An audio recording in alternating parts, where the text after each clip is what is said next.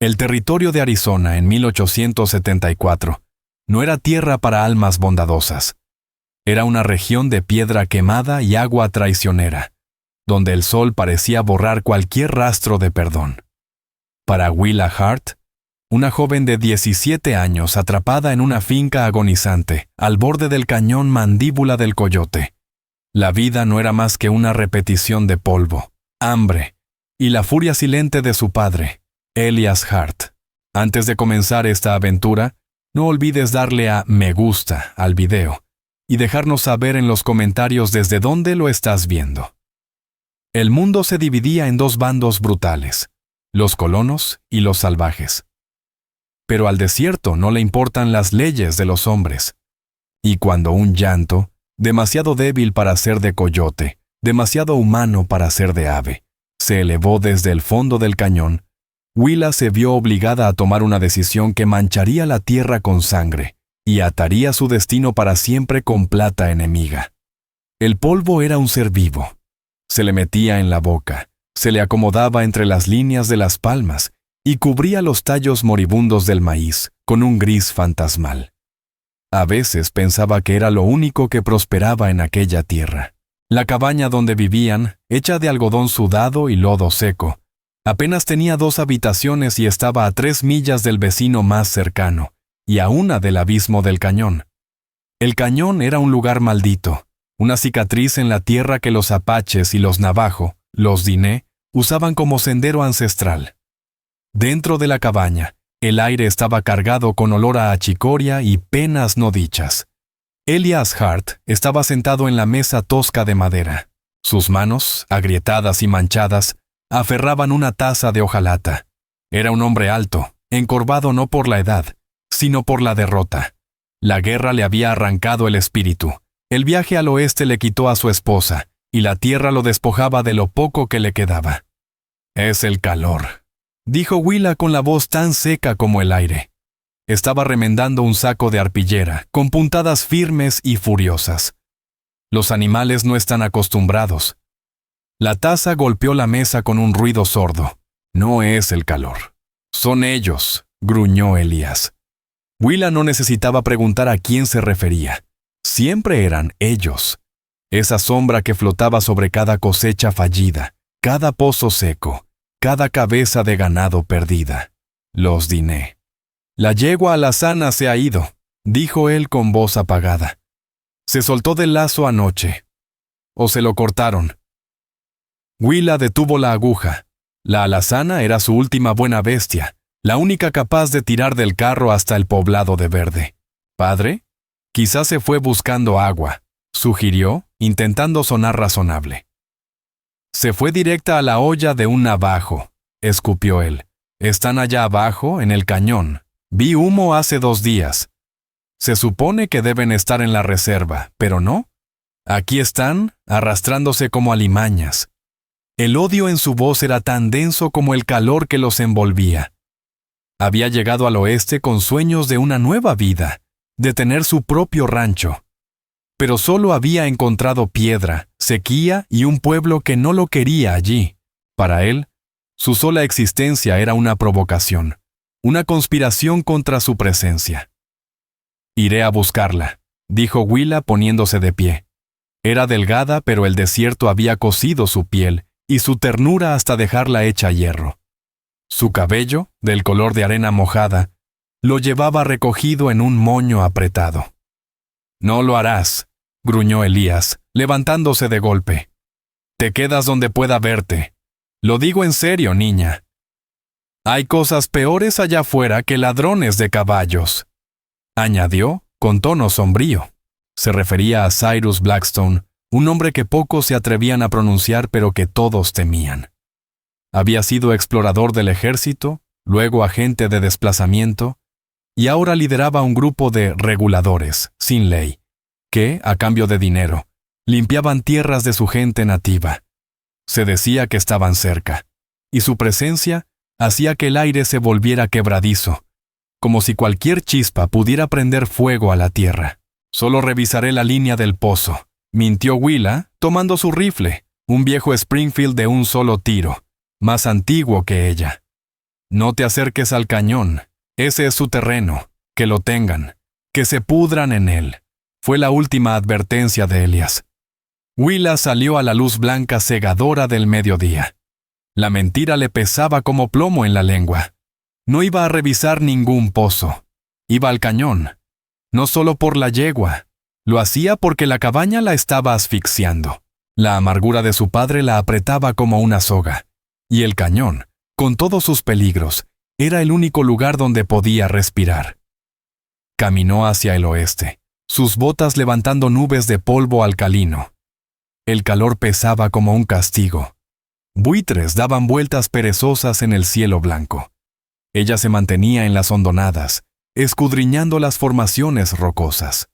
Su padre era un necio por pensar que la yegua simplemente se había alejado. Y más necio aún por culpar de todo a los Navajo. La sequía, la fiebre que mató a Sunny Hart, su esposa, y hasta su propia incapacidad para domar la tierra. Willa era distinta. No veía el terreno como algo a conquistar, sino como un espíritu al que había que sobrevivir. Sabía qué plantas guardaban agua, qué árboles anunciaban un manantial escondido, y cómo se movían las lagartijas antes de una tormenta de polvo. Llegó al borde del cañón Mandíbula del Coyote. Era una caída impresionante. 1000 pies de piedra roja y púrpura que se desvanecían en sombras. El viento silbaba entre los pilares de roca como un lamento lejano. Era un lugar peligroso, prohibido. Comenzó el descenso con la agilidad de una cabra de montaña, su rifle colgado al hombro. El aire se volvió más fresco, más húmedo y más espeso, como si el propio cañón estuviera conteniendo la respiración. El olor a piedra arenisca y a maleza reseca llenaba sus pulmones. Willa Hart estaba a medio camino del descenso, avanzando con cautela sobre una cornisa ancha, cuando lo escuchó. No era el viento, tampoco era la yegua. Era un llanto, un gemido agudo y débil que cortó el aire como una navaja y le detuvo el corazón. Se quedó inmóvil, mirando hacia el fondo del cañón. No había nada, solo roca y sombras. El sonido volvió a escucharse, más agudo esta vez, impregnado de miedo. Venía de abajo, de una grieta estrecha justo al lado del sendero principal. La voz de Elias Hart resonó en su cabeza. «No te acerques, es una trampa. Usan a un bebé para atraerte». Apretó con fuerza el rifle. Los nudillos se le pusieron blancos. El llanto se transformó en un sollozo seco y desesperado. Sonaba como el llanto de un niño muy pequeño. El sentido común le gritaba que diera media vuelta, que escalara de regreso al borde del cañón y fingiera no haber escuchado nada. Pero ese sonido no era salvaje, era humano, era de un niño. Y estaba solo. Poco a poco, bajó el rifle. Willa salió del sendero y empezó a descender hacia la sombra de donde venía el llanto. La grieta era tan angosta que apenas cabía entre los hombros. Tuvo que empujar el rifle por delante de ella y avanzar de lado, con la espalda raspándose contra la piedra arenisca áspera. El aire dentro era denso y sofocante, cargado del olor a guano de murciélago y algo más. Algo metálico, algo afilado. El llanto se había detenido, reemplazado por un silencio entrecortado y tembloroso. «¿Hola?», llamó Willa, su voz resonando de manera antinatural en el espacio cerrado.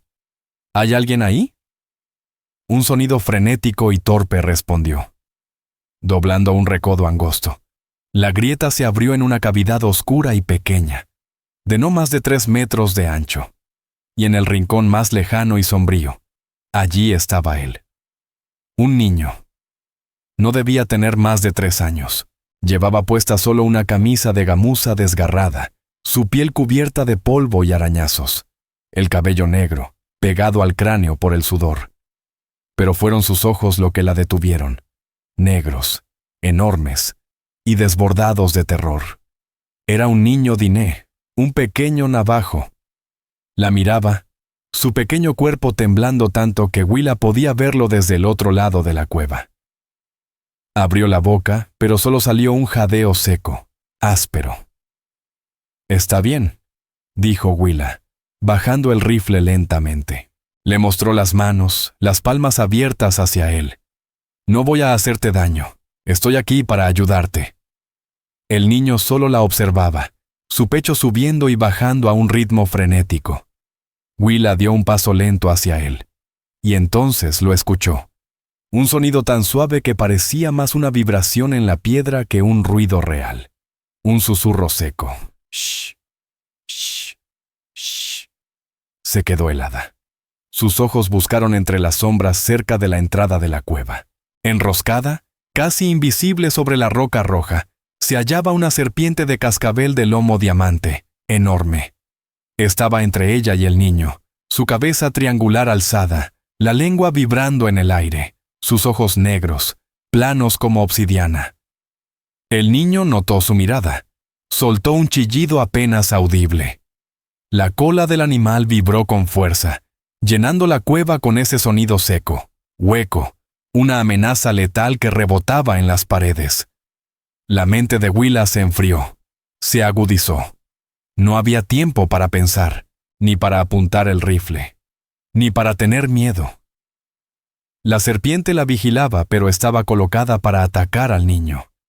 A esa criatura temblorosa y callada en la oscuridad. «No te muevas», susurró, aunque sabía que el niño no podía entenderla. «Quédate quieto». Descolgó la cantimplora de su cinturón. Lo hizo con una lentitud dolorosa. La cabeza de la serpiente siguió su mano. El cascabeleo se volvió más fuerte, más urgente. Con un giro de muñeca, Willa lanzó la cantimplora. Voló por encima del animal y golpeó con estrépito el fondo de la cueva. El sonido y el movimiento repentino distrajeron a la serpiente, que lanzó su mordida, no al niño, sino al objeto metálico que rebotaba por el suelo. El impacto contra el estaño fue seco, violento. En ese instante, Willa se movió. No usó el rifle. Tomó el bastón de caminar que llevaba consigo, dio 2 zancadas largas y lo descargó con toda su fuerza sobre la cabeza de la serpiente, justo detrás del cráneo. La criatura se revolvió con furia, su cuerpo girando como un látigo, enrollándose alrededor del palo. Willa apretó con los dientes, con los brazos tensos, gritando por el esfuerzo, pero no soltó. Con la otra mano, buscó el cuchillo de caza en su cinturón, lo sacó y lo hundió con firmeza en la columna de la serpiente, cortando su vida en seco. El cuerpo convulsionó, retorciéndose en espasmos post-mortem. Pero el peligro había terminado. Willa dejó caer el cuchillo. Su cuerpo temblaba por la descarga de adrenalina. Se apoyó contra la pared de la cueva, respirando con dificultad. El aire olía a serpiente, a polvo y a ese extraño aroma metálico del miedo. Cuando su visión dejó de oscilar, miró al niño. Seguía en el mismo sitio, inmóvil, con los ojos aún más abiertos si eso era posible. Miraba a la serpiente muerta, luego a ella, luego de nuevo al animal. Ya no lloraba, solo observaba. «Ya está muerta», dijo Willa, su voz temblorosa. «Ya pasó, estás a salvo». Dio un paso hacia él. El niño se encogió contra la piedra, como si quisiera fundirse con ella. Tranquilo», dijo ella suavemente. «No pasa nada». Willa Hart se arrodilló, manteniendo una distancia prudente. Ahora podía ver con claridad lo mal que estaba el niño. Sus labios estaban agrietados y azulados. La piel no tenía elasticidad. Cuando lo vio estremecerse, notó que la piel de su brazo se quedó levantada, como si ya no tuviera agua. Estaba muriendo de sed. «Agua», dijo ella, señalando la cantimplora. La recogió sin importarle el veneno seco que aún la cubría. La destapó con rapidez y la deslizó por el suelo polvoriento. «Agua», repitió, mientras el niño la miraba sin moverse. «Por favor», susurró Willa, bajando la voz, suave como un suspiro. «Bebe». Él se arrastró hacia la cantimplora como una arañita, sus movimientos lentos, tensos.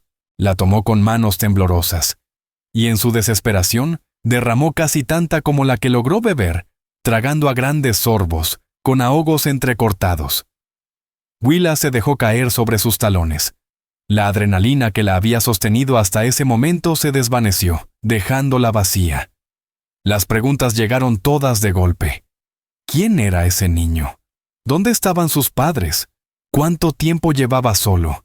Y lo más difícil, ¿qué demonios iba a hacer con él? Llevarlo a casa era sentenciarlo. Elias Hart no lo vería como un niño, sino como un estorbo, o peor aún, una amenaza. Podría entregarlo a Cyrus Blackstone, o simplemente llevarlo de regreso al borde del cañón, y dejarlo ahí. Abandonarlo también era condenarlo. Estaba demasiado débil para escalar, y su familia, donde fuera que estuviese, claramente no regresaría por él esa noche. Una serpiente más, un coyote, el calor. No sobreviviría. Miró al pequeño, que ahora abrazaba la cantimplora vacía como si fuera un talismán sagrado. La observaba con una mirada alerta, casi sabia. Willa le había salvado la vida. Ahora esa vida le pertenecía. «Está bien», murmuró, más para sí que para él. «No podemos quedarnos aquí. Tenía que esconderlo, alejarlo del cañón, del sol y, sobre todo, de su propio padre». Pensó en la vieja choza del norte, una especie de zanja techada construida por un buscador de oro que desapareció años atrás. Estaba a unas 3 millas, casi oculta, y Elias nunca iba por allí. «Vamos», dijo poniéndose de pie y extendiendo la mano. «Tenemos que irnos». «¿Ya?» El niño no tomó su mano. Simplemente se levantó con las piernas temblorosas y esperó a que ella guiara el camino. Willa recogió su rifle, tomó la manita ardiente del niño y lo sacó de la cueva, llevándolo hacia la luz cegadora y traicionera del cañón. El camino hacia la choza fue un tormento silencioso. El niño, cuyo nombre aún no conocía, estaba más débil de lo que aparentaba. Sus piernas, marcadas por espinas y tierra, cedían a cada paso. Tras varios cientos de metros, Willa dejó de insistir.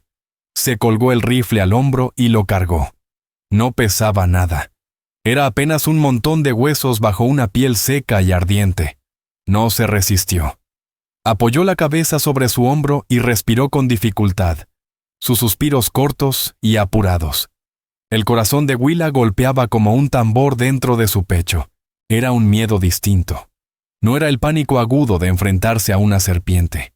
Era un miedo pesado, de esos que te calan los huesos. Cada roca parecía un hombre al acecho. Cada ráfaga de viento le sonaba a un caballo que se acercaba. Estaba cargando a un niño. Y en ese rincón del territorio, eso era casi un crimen. La choza no era más que un agujero en la ladera de una colina, sostenido por maderos podridos y un techo de pasto desmoronado. Pero por dentro estaba oscuro, fresco y, lo más importante, oculto. Colocó al niño en el rincón más profundo del piso de tierra. «Quédate aquí», ordenó, usando el mismo tono con el que espantaba a los perros de su padre. «No hagas ruido, ¿entiendes? Ni un sonido». El niño simplemente la miró, con esos ojos negros que absorbían la poca luz del refugio. «Volveré», dijo ella, «con agua y comida». Corrió todo el camino de regreso a la casa. Los pulmones le ardían, y el cielo comenzaba a teñirse de naranjas violentos y morados salvajes. Entró de golpe en la cabaña, el pecho agitado. Elias Hart estaba allí, limpiando su pistola en la mesa. Levantó la vista. Sus ojos eran una grieta estrecha de sospecha. «Te fuiste mucho tiempo solo para revisar la línea del pozo», murmuró, su voz como un trueno contenido. «Pensé que habías visto a la yegua». Willa mintió al instante, su mente corriendo a 1000 por hora. En la ladera oeste, creí seguirle el rastro, pero era un venado, dijo, dándose vuelta hacia el barril de agua y bebiendo con ansias para ocultar sus manos temblorosas. ¿Alguna señal? Solo huellas, hacia el sur. Tal vez regrese. Elias gruñó mientras empujaba con fuerza la varilla de limpieza dentro del cañón del arma. «Lo dudo. Para ahora debe estar en las tripas de alguien». El estómago de Willa se encogió. Necesitaba comida. Fue hacia el baúl de madera con orificios de ventilación. Sacó un pedazo de galleta dura y un trozo de venado seco. ¿Qué haces?, preguntó Elias Hart, levantando la vista con el ceño fruncido. Tengo hambre. No comí nada al mediodía, respondió Willa, mientras se guardaba un pedazo de galleta dura en el bolsillo. Vas a arruinar la cena. No me importa, respondió ella sin mirarlo. Necesitaba más que eso. Tika Swiftfall estaba ardiendo en fiebre, de eso estaba segura. Si lloraba, su padre lo oiría. Y entonces, sería el final. «Padre», dijo ella, obligándose a hablar con calma. «Voy a revisar el gallinero. Creo que algún zorro ha estado escarbando». Elías asintió sin quitar la vista de la pistola que limpiaba meticulosamente. Apenas cruzó la puerta, Willa no se dirigió al gallinero. Corrió directamente al pequeño cobertizo, donde aún se guardaban las cosas de su madre, Sunny Hart. Allí estaba la vieja caja de medicinas. Debajo de unos ramos secos de salvia, encontró lo que buscaba: una botellita marrón con etiqueta descolorida, tintura de láudano. Para el dolor, había dicho el doctor Orrin Stonemend. Willa la tomó sin dudar. Luego fue al gallinero, robó 2 huevos y se dirigió al pozo. Llenó su cantimplora, agarró una manta de lana que colgaba en la cuerda de secado y volvió a deslizarse entre las sombras del crepúsculo. Cuando regresó a la choza, el niño seguía donde lo había dejado, un bultito inmóvil en la esquina. Levantó la mirada cuando ella entró, pero no dijo nada. «Aquí tienes», murmuró ella, con voz suave. Rompió el pan seco en su mano, vertió un poco de agua sobre los pedazos y formó una masa húmeda y tosca. Se la ofreció en la palma. Él comió de su mano, su lengua pequeña y áspera, sorprendentemente delicada. Comía como una criatura hambrienta, sin respirar, sin apartar los ojos de su rostro. Willa le dio un trozo de venado seco, que desgarró con sus pequeños dientes. Luego los huevos, que sorbió sin pensarlo. Por último, le entregó la cantimplora. Cuando terminó, soltó un suspiro largo y tembloroso, y su cuerpo, por fin alimentado, se desplomó contra la pared. «¿Cómo te llamas?», le preguntó ella, sabiendo que probablemente no obtendría respuesta. Él solo la observó. «Mi nombre es Willa», dijo, tocándose el pecho. «Willa». Silencio. Entonces, apenas un susurro. «Tika», casi no lo oyó. «Tika», repitió ella. El niño asintió, un movimiento torpe. «Tika Swiftfall, niño». «Está bien, Tika, estás enfermo», susurró acercándose. «Voy a darte algo para la fiebre, te hará dormir». Destapó la botellita de láudano, vertió un par de gotas en la tapa y las mezcló con un chorrito de agua. Le acercó la mezcla a los labios. Él la bebió, con gesto de desagrado, pero no opuso resistencia. Willa lo cubrió con la manta de lana.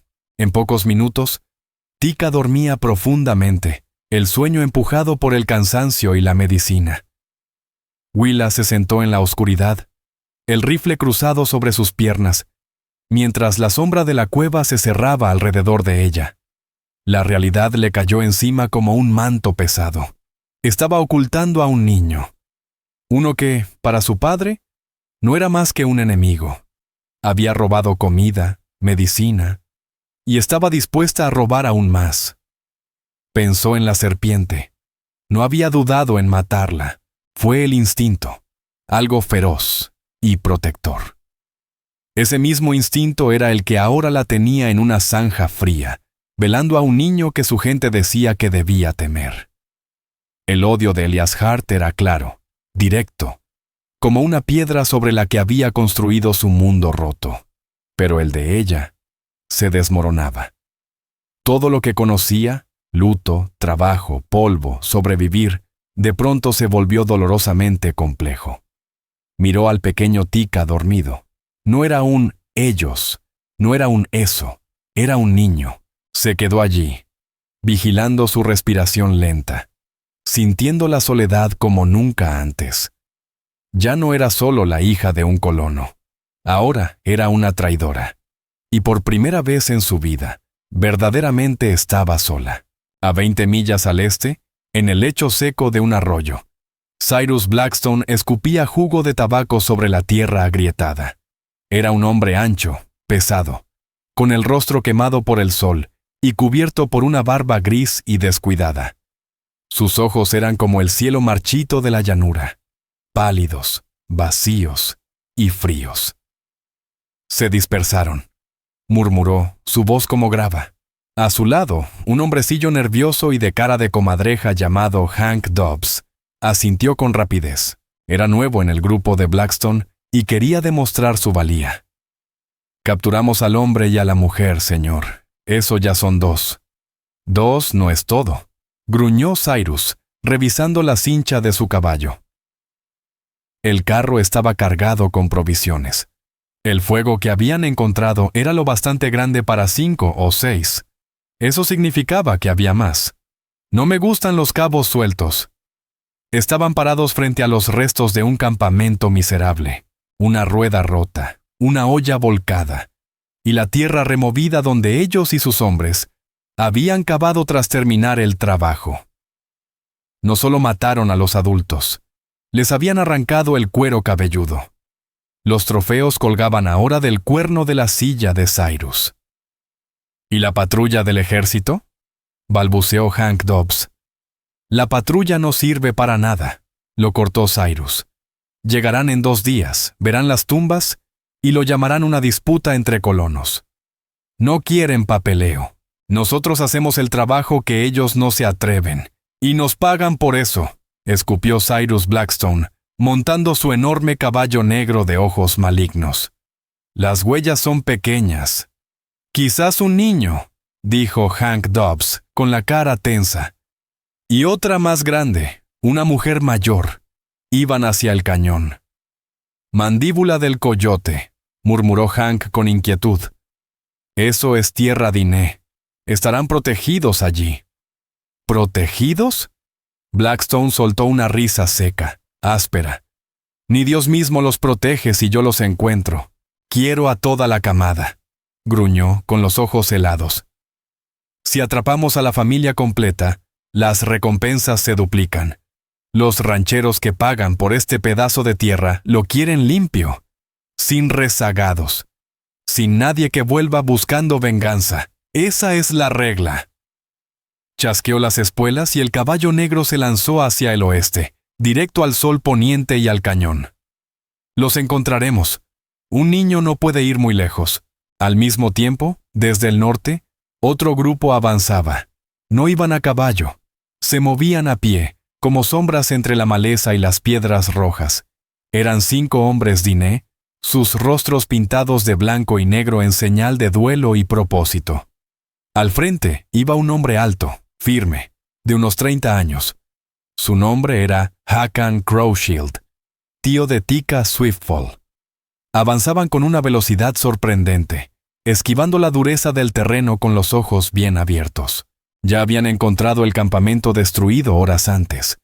Habían seguido las huellas de los caballos de Blackstone, y luego, las pequeñas pisadas errantes de un niño, y otras más, arrastradas, de una mujer mayor.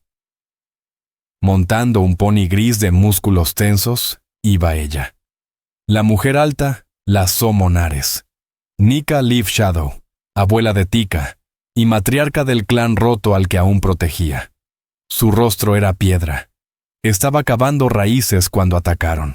Se había escondido entre las rocas y había visto cómo asesinaban a su hijo Ty Blackthorn y a su nuera Leia Dustflower. Había visto a su nieto escapar hacia las montañas. Desde entonces, lo seguía. Hakan se agachó, tocando la tierra. Las huellas se separan, murmuró en su lengua. El niño fue solo hacia el sur, al cañón. Nika emitió un lamento bajo, profundo, como un gemido ancestral. Su nieto, solo en el cañón. Los hombres blancos, los de Blackstone, nos siguen, advirtió Hakan señalando las huellas recientes de cascos. Están cazando. La abuela lo miró con ojos negros llenos de fuego, la piel surcada de arrugas como grietas en el desierto. Encuentra a mi nieto, ordenó con la voz de la tierra misma. Los osos Shash encontrarán a los blancos. Nosotros encontraremos al niño. Primero ellos, dijo Hakan con voz dura. Ellos tienen caballos. Nosotros vamos a pie. Entonces debemos ser más rápidos, respondió Nika desmontando del pony. Correremos. Giró el rostro hacia el cañón. Sabía lo que hacían los blancos con los que quedaban atrás. Sabía lo que le hacían a los niños. Era una carrera. Y el premio era la vida de su nieto. Los 5 hombres y la anciana rompieron en un trote firme, devorando terreno entre sombras rojizas, sus corazones afilados por un propósito frío y urgente. La cacería había comenzado. Willa Hart no había dormido. Se había pasado la noche sentada en la penumbra de la choza, el rifle en el regazo, vigilando cada respiración de Tika Swiftfall, que dormía bajo el efecto del láudano. Cuando apenas la luz gris del amanecer rozó el horizonte, salió. Al volver a la cabaña, su padre ya estaba despierto, con el rifle sobre las piernas, los ojos fijos en la puerta. Parecía no haber dormido tampoco. «Saliste temprano», dijo Elias Hart. No era una pregunta. «Fui a revisar las trampas», respondió ella, dirigiéndose al hogar. «Últimamente revisas muchas cosas. Las trampas, el pozo, el gallinero». Elías se levantó. Su sombra llenó la habitación. «Eres una pésima mentirosa, Willa. Siempre lo has sido». Ella se quedó congelada de espaldas a él. «No sé de qué hablas». «El laúdano de la caja de tu madre. Desapareció. La carne seca que curé la semana pasada, a la mitad. Y la manta buena, la de lana. Ya no está colgada». Se colocó frente a ella, cortándole el paso. Sus ojos no mostraban rabia. Era peor. Mostraban miedo. «¿Quién es?», dijo con voz áspera, casi un susurro. «Padre, por favor». «¿Quién es?», repitió agarrándola del brazo. «¿Es uno de ellos? ¿Un guerrero? Estás con uno de ellos. ¿Te obligaron?». El veneno de esa idea flotó en el aire, pesado, repugnante.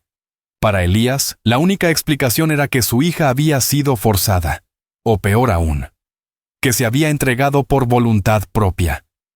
«No», gritó Willa zafándose. «No es así. Entonces, ¿qué? ¿Qué escondes en esa vieja choza? ¿Crees que no vi tus huellas? ¿Crees que soy ciego?». Agarró su sombrero con manos temblorosas. «Has traído la ruina a esta casa, muchacha». «Los has traído hasta nuestra puerta», escupió Elías Hart, con la voz temblando entre furia y desesperación. «Padre, espera. No lo entiendes», rogó Willa con el rostro encendido. «Oh, claro que entiendo», soltó él, con la cara endurecida como piedra. «Entiendo que hay un salvaje en mi tierra. Y voy a terminar con esto ahora mismo». Revisó la carga de su rifle y salió de la cabaña como una tormenta, caminando a paso firme hacia la vieja choza.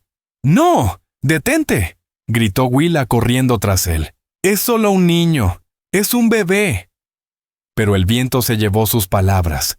Elías no aminoró el paso.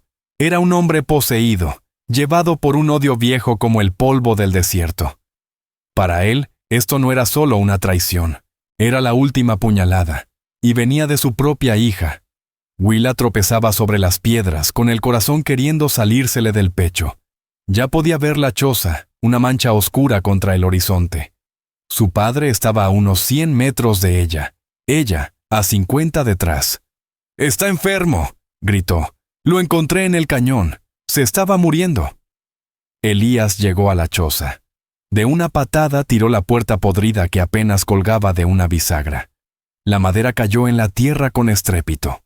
Alzó el rifle y entró en la penumbra. Willa subió la colina a toda prisa, esperando el estallido seco de un disparo. Pero no llegó. Solo había silencio. Cuando por fin entró, Sin aliento y con el costado doliéndole, lo vio allí. Su padre de pie en el centro, con el rifle bajo, confuso.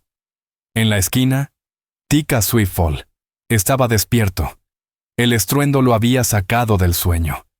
Estaba envuelto en la manta de lana, su rostro pálido por la fiebre, los ojos enormes de terror mudo. Elías lo observaba. Su rostro, antes tallado con líneas de furia ciega, comenzaba a desmoronarse. Miraba al niño, luego a su hija.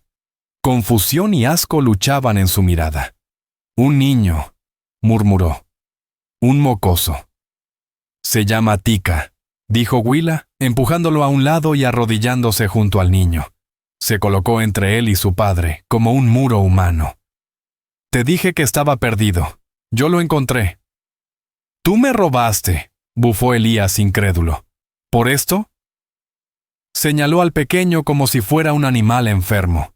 ¿Sabes lo que es esto, Willa?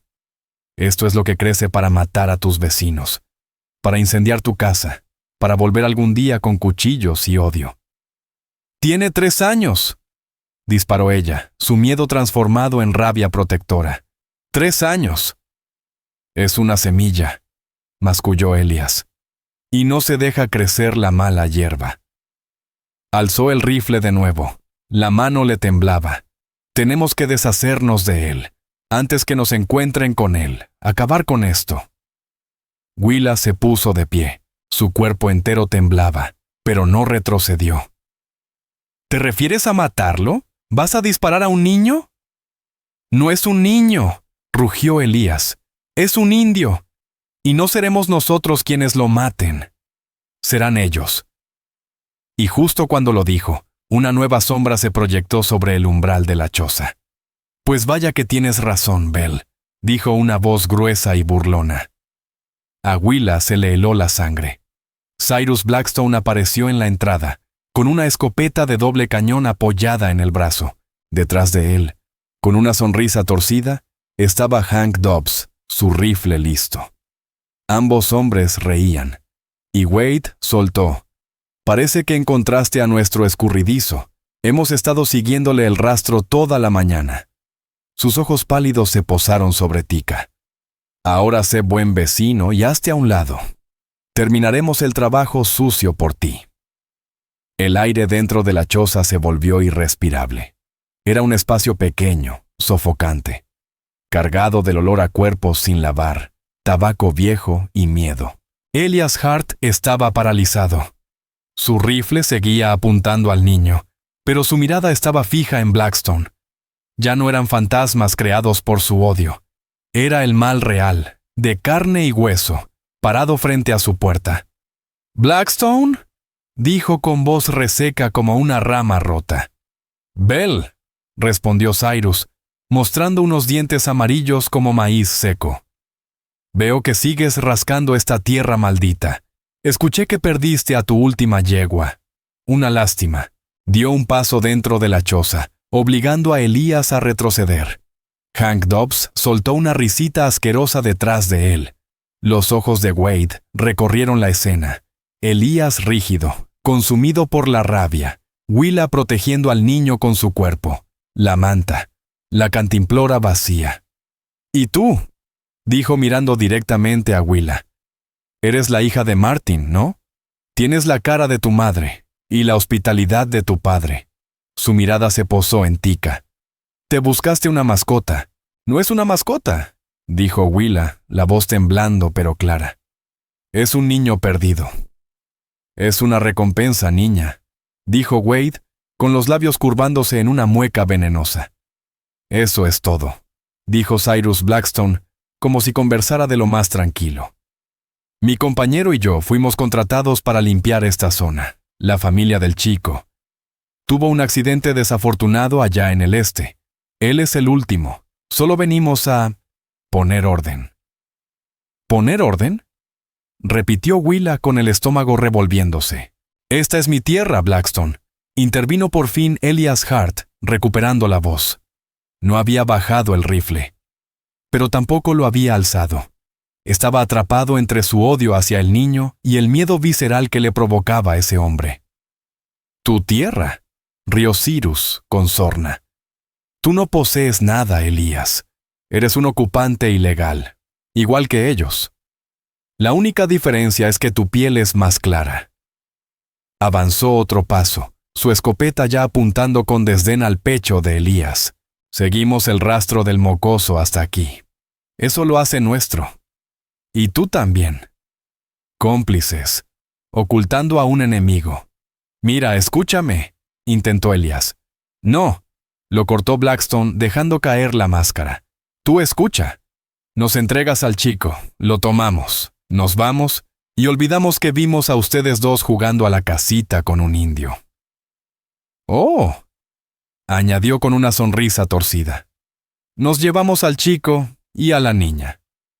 Hank Dobbs ha estado muy solito últimamente. Dobbs sonrió, sus ojos sucios repasando a Willa con una mirada que la hizo sentirse mancillada hasta los huesos.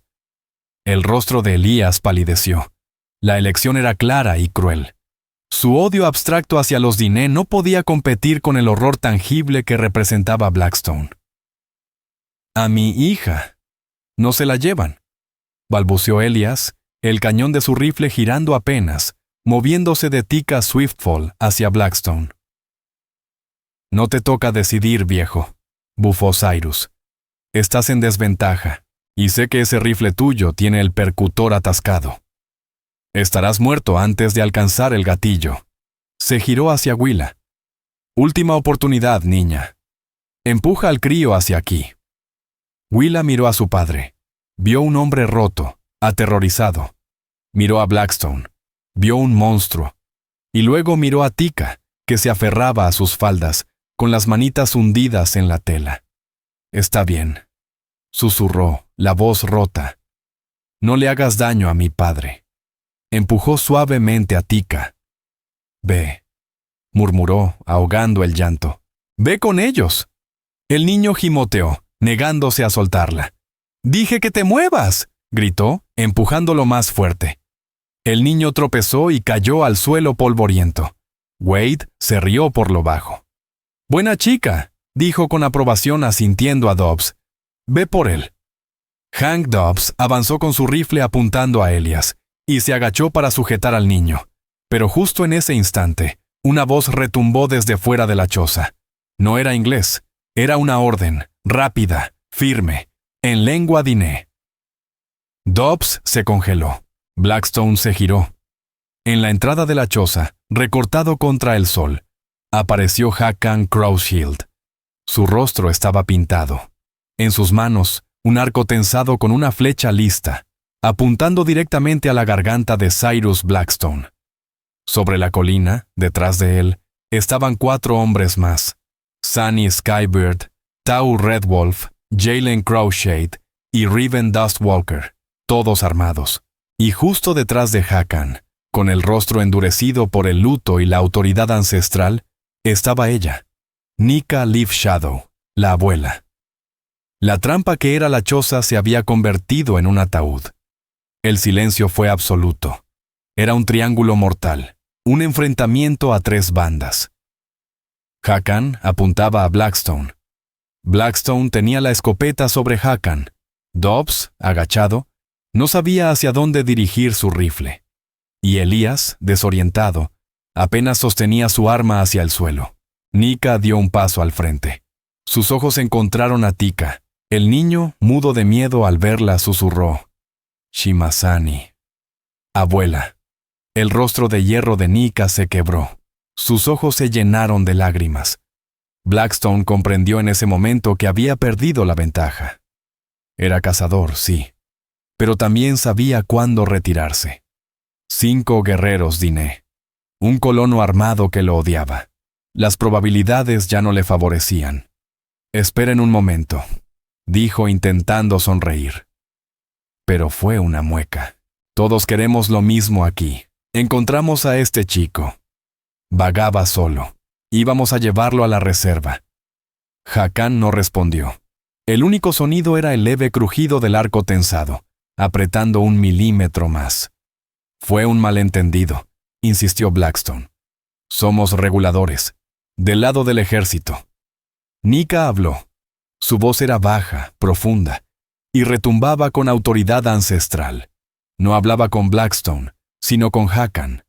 Él tradujo, en un inglés tan helado como certero. Dice que eres Anai, el enemigo. Dice que hueles a la sangre de su hija. Dice que morirás aquí. El rostro de Blackstone se volvió ceniza. El farol de Cyrus Blackstone se había apagado. Hank, prepárate, susurró. A mi señal. Pero Willa Hart se adelantó. No era un plan, era puro instinto. El mismo que la había impulsado a matar a la serpiente. Agarró a Tika Swiftfall del suelo. Ya no era un niño liviano. Su cuerpecito pesaba. Sentía su fiebre contra el pecho mientras él se aferraba a su cuello con fuerza. «¡Willa, al suelo!», gritó Elias Hart. Pero ella no obedeció. Dio un paso al centro de la choza, colocándose justo entre Cyrus Blackstone y Hakan Crowshield, entre su padre y el mundo exterior. Estaba en la zona muerta, donde apuntaban todas las armas y todas las flechas. «¡Alto!», gritó con voz clara. Blackstone la miró, sorprendido. Hakan entornó los ojos. «Ella lo salvó», dijo Willa, mirando directamente a Hakan y luego a Nika Leaf Shadow. No sabía si entendían sus palabras, pero sí entenderían sus actos. Lo encontré. Estaba enfermo. Lo cuidé. Lo salvé. Y entonces dio media vuelta. Le dio la espalda a Blackstone y a Dobbs, el acto más arriesgado y más valiente de su vida. Apostó su destino a que la flecha del Diné sería más justa que la escopeta del hombre blanco. Avanzó hacia la abuela. Nika Leaf Shadow la observaba con ojos antiguos, escrutando cada línea de su cara. Vio el miedo, pero también la determinación. Vio el polvo en su mejilla, el cansancio en su mirada, y vio a su nieto, vivo, aferrado a esa chica blanca. Willa dio un paso, luego otro. Salió de la choza, pasó junto a Hakan y caminó bajo el sol, directo hacia la matriarca. Las dos mujeres quedaron cara a cara. La chica del rancho, alta y temblorosa. La abuela Diné, baja, firme, como la piedra misma del cañón. Con manos temblorosas, Willa Hart extendió al niño. Nika Leaf Shadow extendió los brazos. Lo recibió. Lo estrechó contra su pecho. Hundió la cara en su cabello revuelto. Y por un instante, su cuerpo entero tembló con un llanto sin sonido. Tika la abrazó con fuerza, sus nudillos blancos. Willa retrocedió. Las rodillas le fallaban. El intercambio había terminado. Dentro de la choza, Blackstone vio cómo su presa, su recompensa, su triunfo, se le escapaba. Vio a la chica que lo había desafiado. Vio al guerrero cuya flecha aún apuntaba directo a su pecho. Su mundo, hecho de violencia y dominio, se quebraba por culpa de una niña de 17 años. Su furia se desbordó, fría, mortal. «Si no puedo tener al mocoso», masculló, «entonces nadie lo tendrá». Giró la escopeta, no hacia Hakan, sino hacia Nika Leaf Shadow y el niño. Apretó el gatillo, y entonces todo explotó. El estruendo de la escopeta retumbó por la llanura, una llamarada y una nube de humo. Pero Blackstone había subestimado a Elias Hart. El colono, al ver que el arma apuntaba hacia la abuela y el niño, por fin reaccionó. No disparó, se lanzó. Embistió a Hank Dobbs con el hombro y desvió el cañón de la escopeta justo cuando sonaba. El disparo se fue al aire, rompiendo el cielo y haciendo saltar tierra a 6 pasos de donde estaba Nika. Dobbs, tambaleándose, levantó su propio rifle hacia el vientre de Elias, pero Hakan ya estaba preparado. En cuanto Blackstone se movió, la flecha voló. No fue un sonido, fue un suspiro cortante. La flecha cruzó los pocos metros de la choza y se clavó profunda en el pecho de Cyrus Blackstone, justo bajo la clavícula. Cyrus bajó la mirada. Su cara mostraba una sorpresa casi infantil. Soltó la escopeta, dio un paso y cayó boca abajo. Dobbs, al ver caer a su jefe, entró en pánico. Disparó a ciegas, El tiro se perdió en el techo de césped. Antes de poder cargar de nuevo, Elias Hart le descargó la culata de su rifle en la sien. Dobbs cayó como un saco de maíz. Silencio. El aire olía a pólvora, sangre y tierra caliente. Afuera, Nika no se había movido. Apretaba a Tika contra su pecho, su espalda recta como un poste. Los guerreros Diné tenían los arcos aún en alto, pero Hakan alzó una mano. Elias Hart salió tambaleando de la choza, respirando con dificultad. Tenía el brazo ensangrentado. El disparo perdido de Dobbs lo había rozado, abriéndole una herida larga y roja. Estaba pálido, pero de pie. Cruzó miradas con Hakan.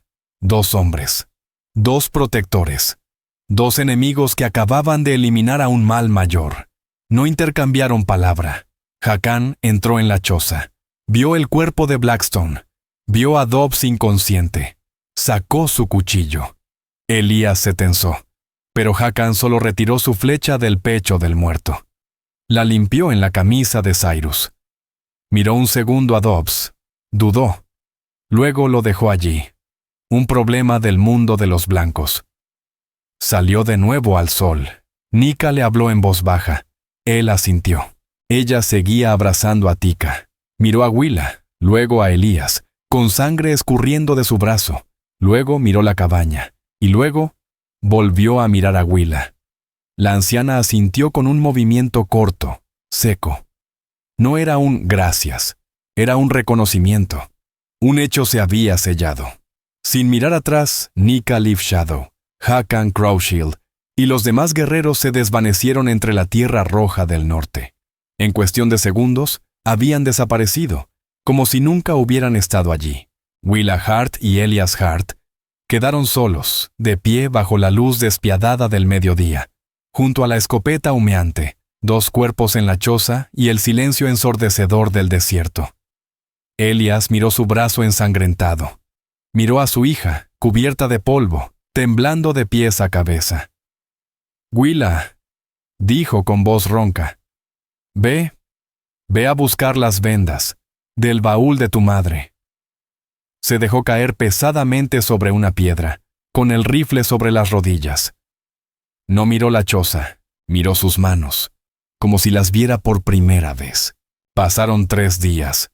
Una patrulla de caballería, alertada por algún colono, apareció y desapareció sin más. Encontraron el cadáver de Cyrus Blackstone. Se llevaron al maltrecho prisionero, Hank Dobbs. El teniente al mando, un joven de Boston, escribió en su informe que el infame regulador Blackstone había sido asesinado por su propio compañero, probablemente por una disputa de dinero. El oeste se explicaba mejor si se escribía así, sencillo.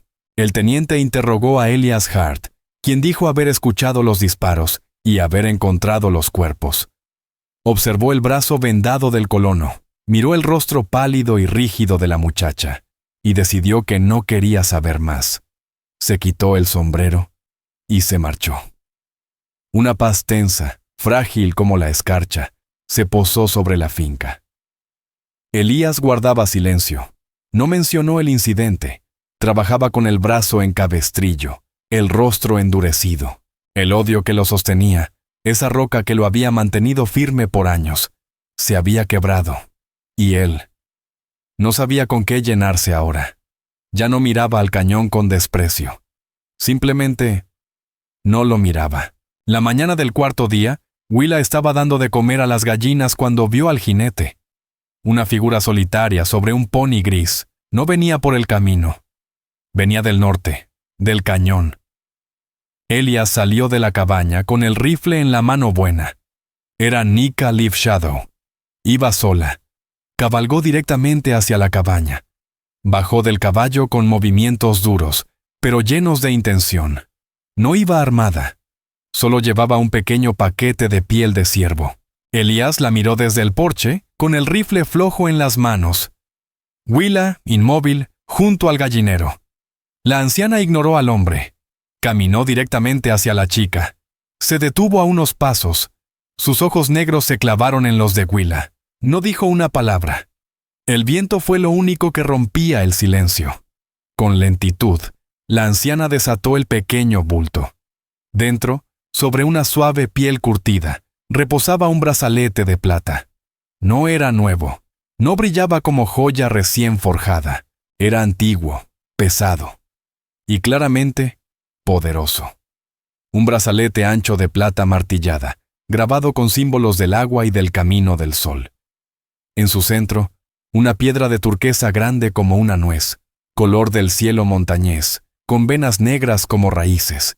Era más que un adorno, era un legado, un pedazo del alma de alguien. Nika Leaf Shadow tomó el brazalete, extendió su mano áspera, cálida, y sujetó la muñeca izquierda de Willa. La joven no se apartó. La anciana deslizó la joya sobre su piel. El metal, frío al contacto, se asentó en su brazo como si siempre le hubiera pertenecido. Nika sostuvo su muñeca unos segundos más. Su pulgar reposaba sobre la turquesa. La miró a los ojos. No había gratitud, no había amistad, solo reconocimiento, un pacto sellado. Una vida por una vida. Soltó la muñeca, asintió una sola vez, y montó de nuevo su caballo. Sin decir palabra, sin mirar atrás, se alejó hacia el cañón, hasta desaparecer. Willa y Elías la observaron en silencio, hasta que se convirtió en un punto lejano, y luego, en nada. Willa bajó la vista. El brazalete brillaba extraño sobre su piel curtida por el sol. Se sentía pesado, como un grillete, pero también como un escudo. Elías bajó del porche, se detuvo junto a ella. ¿Sabes lo que es eso?, dijo en voz baja. Es un regalo, susurró ella. No, no lo es, negó él con la cabeza. Es una marca, una señal. Para ellos, significa que eres amiga, eres Diné, eres Teji, alguien que ha hecho el bien al pueblo. No te harán daño, protegerán esta tierra, y a ti con ella. Elías miró hacia el cañón, y luego pensó en todos los hombres blancos de ese territorio, en los que cabalgaban con Blackstone, en los rancheros que lo habían contratado. Miró a su hija, y por primera vez, no solo había temor en su mirada, también había respeto. Significa que eres un blanco fácil, un blanco marcado. Significa que eres una traidora. Has elegido un bando, Willa, y ahora todos lo sabrán. Willa Hart no respondió.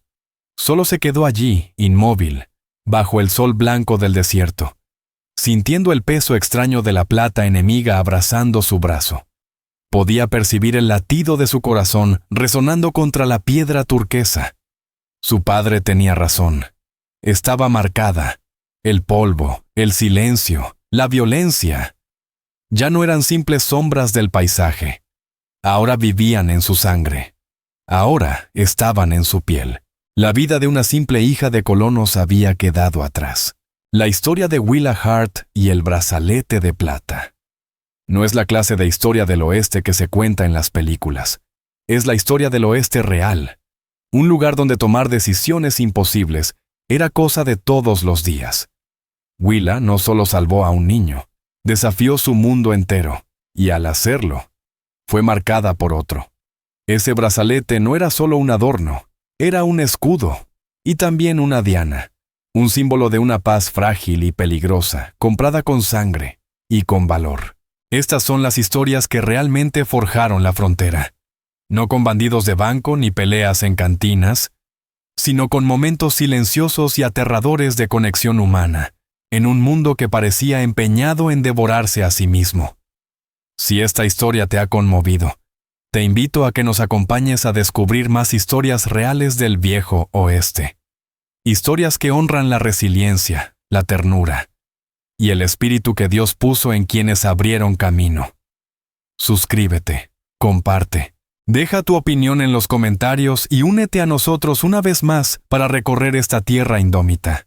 Gracias.